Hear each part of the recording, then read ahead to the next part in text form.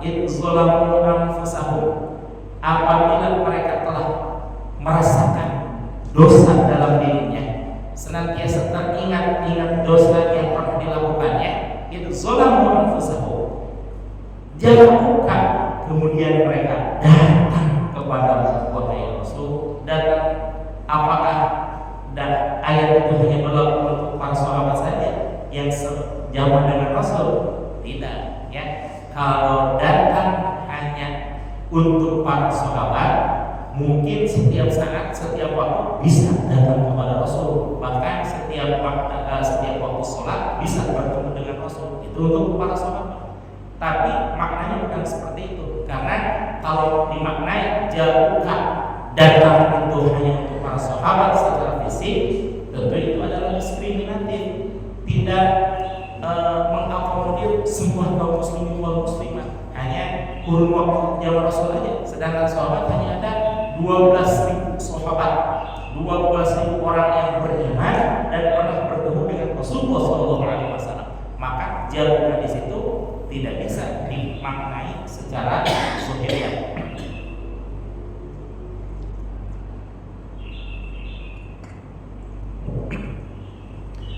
Atau bagaimana kalau jauhkan di sini dimaknai orang yang datang bersilaturahim kepada Rasul dengan menziarahi makamnya di Madinah. Itu pun sangat tidak tepat, ya. Sangat tidak tepat karena itu diskriminatif sekali. Karena hanya berpatokan kepada orang-orang yang berharga saja, yang bisa umroh, bisa haji berkali-kali, bahkan sekeluarga. Yang kalau seandainya dimaknai seperti itu, maka tidak mengakomodir kaum muslimin yang sangat rindu kepada Rasul tapi terbentur masalah biaya. Maka itu pun tidak sah untuk dimaknai seperti itu. Maka jauhkan di sini diartikan datang bersilaturahim, sholat kepada Rasulullah SAW birruh, dengan secara rohani. Jasadnya nampak dicilengsi, tapi secara rohani melesat menghadap Rasulullah SAW.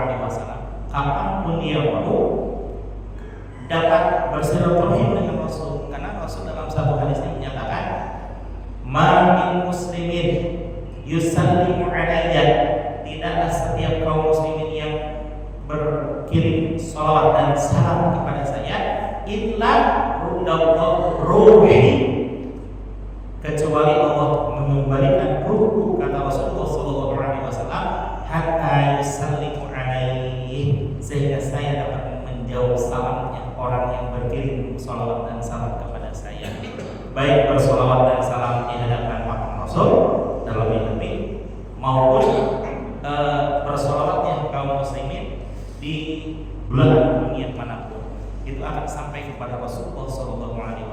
Nah, ini yang ditangkap oleh Syekh Abdul Qadir Al-Jailani, bahwa datangnya kepada Rasul itu dengan cara rohani, secara rohani dengan cara ila hadratin Nabi Mustafa Muhammadin sallallahu alaihi wasallam, dengan kehadiran sepenuh kehormatan aku menghadap kepada baginda Rasulullah sallallahu alaihi wasallam. Setelah menghadap Rasul bagaimana? Wastaghfirullah.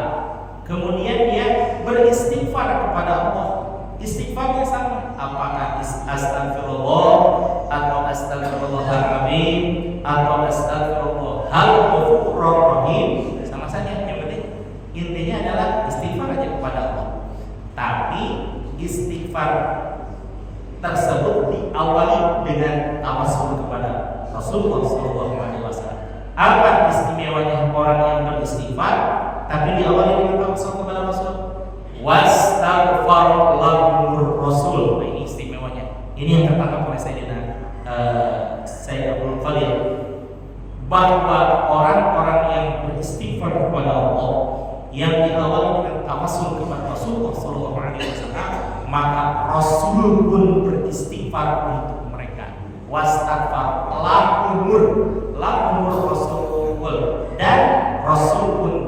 beristighfar untuk mereka. Apakah Rasul beristighfar untuk dirinya sendiri? Tidak. Rasul sudah tidak memiliki dosa dan dari awal sudah dijamin oleh Allah Subhanahu wa taala tidak pernah dan tidak akan pernah memiliki dosa. Karena kalau terjadi kesalahan pada diri Rasul yang manusiawi, detik itu pula Allah mengampuni Rasul. Maka Rasulullah memberikan keistimewaan tersebut kepada orang-orang yang bertawassul kepada Rasul kemudian beristighfar. Maka Rasul pun beristighfar kepada Allah untuk orang tersebut. Lalu bagaimana sikap Allah terhadap orang yang seperti itu? Subhanallah, di akhir kalimat, di akhir ayat Allah menyatakan la wajadullaha tawwabar rahim. Lam di sini menggunakan lam litaukid. La wajadullaha, maka pasti mereka akan mendapati bahwa Allah menerima bahwa pasti mereka mendapati bahwa Allah sebagai zat yang penuh kasih sayang dan juga maha luas ampunannya. Dalam artian bagaimana sih ketika orang merekomendasikannya? Mungkin kalau kita datang menghadap ke presiden karena tidak tahu presiden siapa yang datang, maka ada kemungkinan ditolak. Tapi kalau yang menemani kita adalah Mas Pampres atau orang percaya presiden, tentu diterima dengan penuh hati. Maka ketika Allah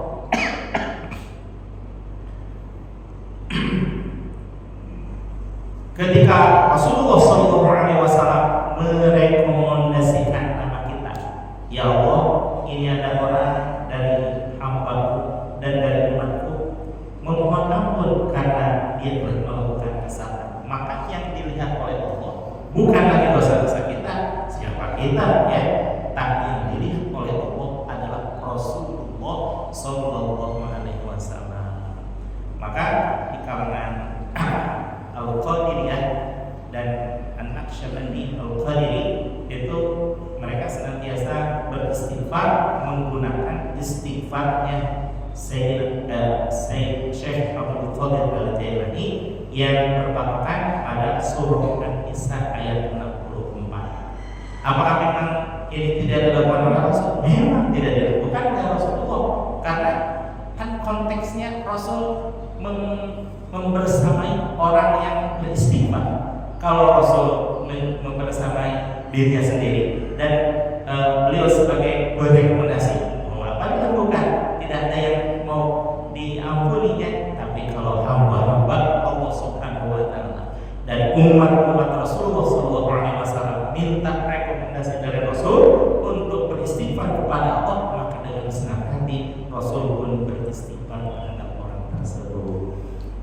Sama halnya dengan mohon maaf ya, mursyid itu akan senang sekali kalau seandainya ditawasuli oleh murid.